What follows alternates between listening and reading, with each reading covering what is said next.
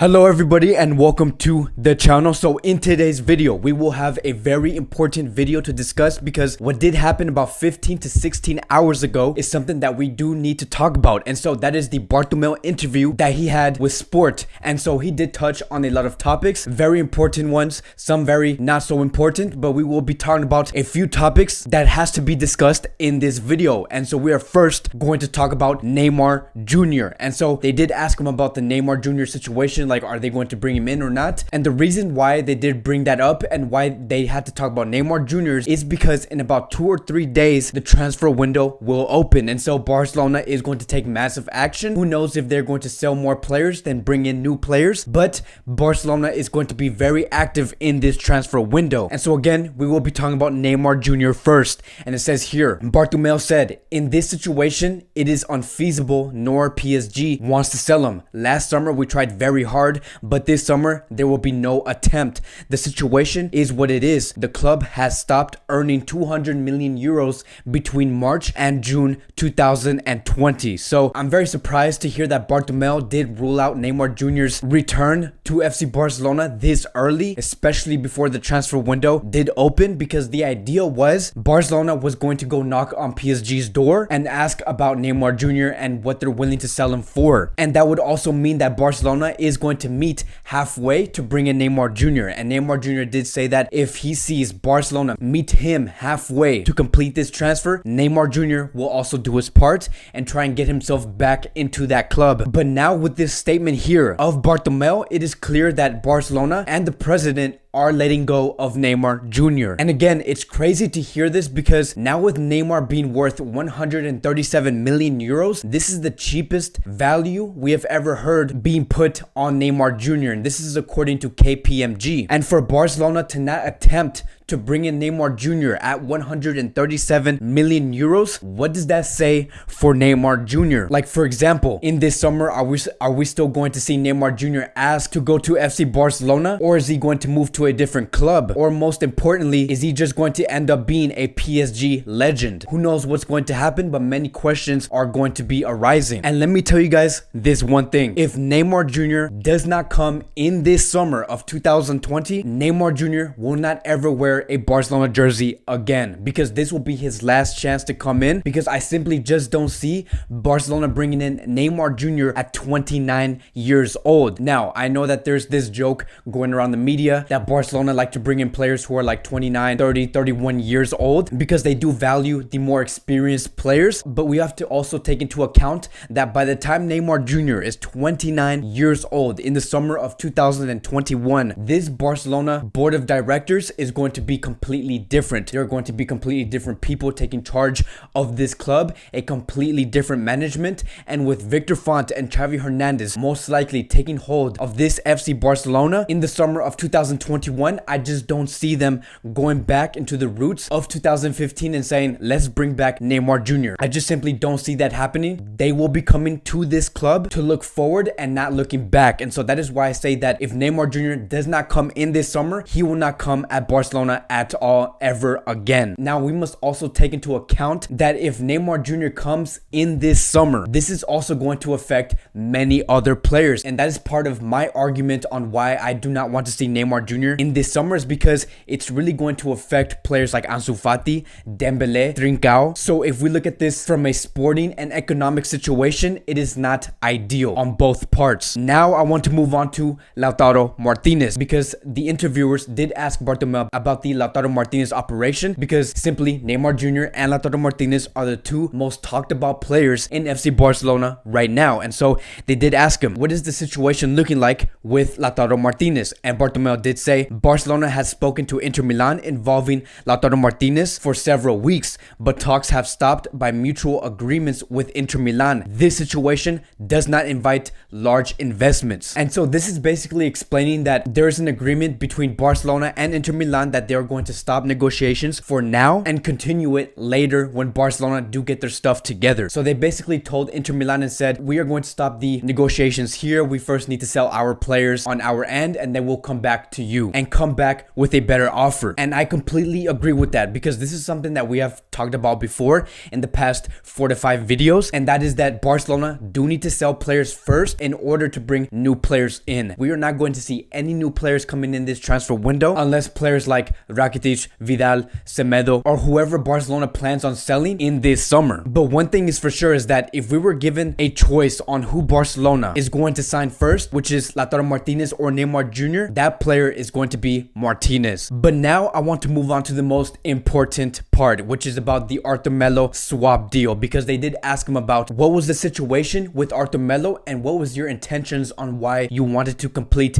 that swap deal. And this is what Bartomeu had to say. Arthur's transfer wasn't to balance the books. It was a sporting decision. So when I read this and I heard this through the media, I'm like, there is no way Bartomeu really just said this out into the public. And I'm going to explain why. So this argument that I'm about to make is going against what he said, because I really do think that Bartomeu did complete this swap deal just to balance the books. And again, I'm going to explain to you guys why I'm saying this. So this swap deal was talked about and being negotiated since April 2020. Now, the reason why this swap deal was being negotiated so heavily and why we have heard this so many times in the media is because there was a date that was announced on April or May that on June 30th, the financial period for FC Barcelona is going to end. And before that financial period, those clubs like Barcelona need to prove that they are still in a good financial standing. This is something that we do see every year. And coincidentally enough, the Arthur Melo swap deal with Pjanic was done 2 days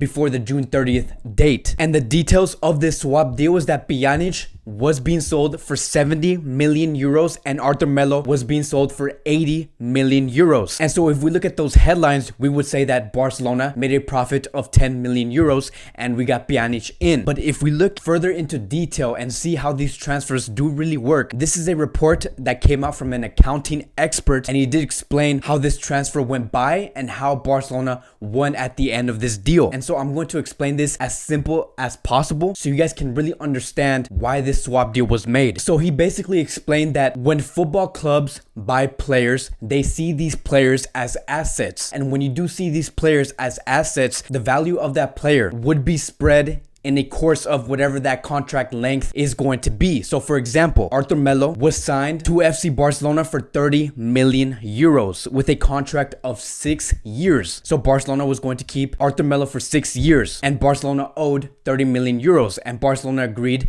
that these 30 million euros is going to be spread into 6 payments because it is 6 years, meaning that his value was going to decrease by 5 million euros. So as of now, because Arthur Melo did spend 2 years with FC Barcelona, his value has decreased by 10 million, meaning that Arthur Melo is now worth 20 million euros as we stand, like right now. And so now that Barcelona sold him for 80 million euros to Juventus, the difference between 80 million and 20 million is 60 million euros, meaning that Barcelona in a way can say that they have profited 60 million euros. And the same thing is going to be applied for Pjanic. The value of Pjanic right now was 13 million euros and they sold him for 70 million euros, which means that Juventus have profited 57 million euros. And so this is all an accounting gimmick, or in other words, an accounting trick in order to report before June 30th that your accounts are healthy. And so final conclusion, the club's accounts for FC Barcelona is going to look like they have gained 60 million euros off of this Arthur Melo transfer. So that is point number 1. Point number 2 is that Arthur's third year with FC Barcelona meant that Arthur Melo was going to get a raise in his salary. But unfortunately, Barcelona cannot afford that salary that Arthur Melo was going to get for that third year. And it says right here, Bartomeu continued to say that Arthur had a better offer on the table and explained it to us. We couldn't match that offer. He decided to leave and then the whole operation started. And looking at that statement from Bartomeu really made it seem like Arthur Melo had a choice, which is to look at Barcelona's new offer or Juventus' new offer, and Arthur Melo chose the Juventus offer only because Juventus offered more money, which would make Arthur Melo look like the bad guy. But again, given the context of what happened with FC Barcelona, Barcelona could simply not give Arthur Melo the pay raise that he originally signed for 2 years ago. And that is why Juventus came in offering Arthur Melo 3 times more than what he was being paid every year, because they knew that Arthur was expecting a pay raise from Barcelona, but Barcelona could not give what they originally promised towards Arthur Melo. Now, many people might say, but wait a minute, if it weren't for this pandemic, Barcelona would not be in a very tough situation and give Arthur Melo the wage that he deserves. So it's not completely Barcelona's fault. But the one thing that we do have to take note is that Barcelona have been making bad financial decisions before the pandemic. Like, for example, they took out a whole loan for the Griezmann transfer to Barcelona. And so I think that because of that, that is also why we are seeing today that Barcelona cannot give the salary upgrade for Arthur Melo. And Victor Font explained this very well. And he said, the deal once again proves that the board's absolute priority is to balance the books by letting key players go. The financial situation has been bad for many years, long before the pandemic. I would prefer Bartomeu to just say that he made this swap deal to balance the books, because for him to really just lie into the media and the public does not make him look very good, because at the end of the day, we are going to find out what happened. And so I would much rather prefer the truth than to lie to our faces, because like what I have explained earlier is what's going to be talked about in multiple other media channels. And again, make Bartomeu look like he's a complete liar and give Barcelona a bad image. But that is where we stand today. This swap deal is over. There is no reason for us to go back and forth on why this swap deal should have not been completed. But again, I really do hope that Bartomeu does not continue to lie to the media, because in the end, we are going to find out, we are going to do our research, and that is only going to make us harder for us to support FC Barcelona. And so lastly, I do want to end it with 2 players that have been rumored to leave FC Barcelona, and that is Ivan Rakitic and Nelson Semedo. And we are going to start with Ivan Rakitic. And it says here, according to Sergi Sole from Mundo Deportivo, Rakitic wants to finish his career at Sevilla. The Catalan club see Rakitic return to Sevilla with good eyes. Barcelona would accept a transfer if it is worth 10 million euros. Barcelona does not want to lose money, but also do not intend to do business against the will of a player who has been behaving in a unimpeachable way for 6 years, with a professionalism that contrasts with that of Arthur, which basically means that Barcelona do not want to push Ivan Rakitic away only because Ivan Rakitic has been completely acting professional.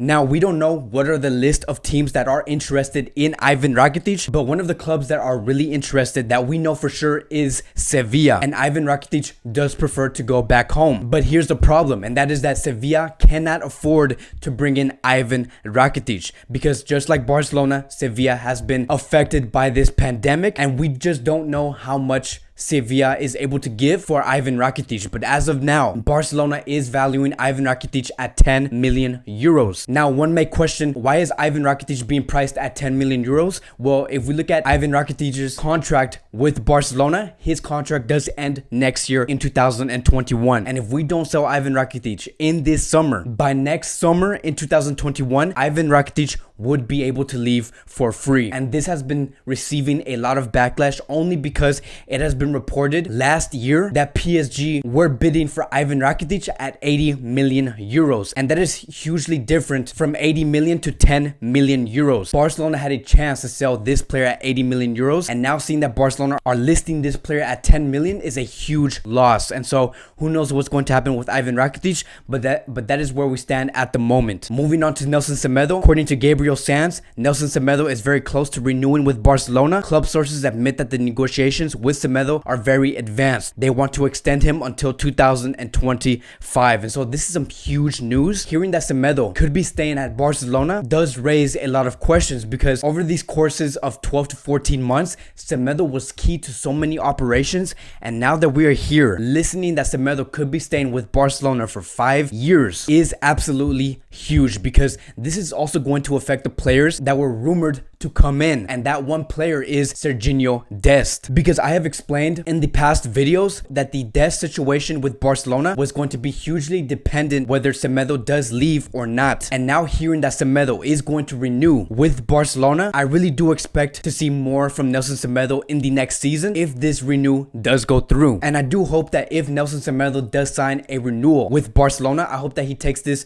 with dignity and really look at this and say, I'm thankful for Barcelona to giving me this renewal. I hope that I can get better and serve this Barcelona club even more, because right now what Semedo has been putting on the field, in my opinion, has not been good enough. I do expect Nelson Semedo to really be more of a attacking presence and just overall give more assists and more goals. And if he can do that, I have no problem with Semedo renewing his contract and staying at this club. But that'll be it for today's Barcelona Daily News. I want to thank you guys so much for watching, and I will see you guys in the next video.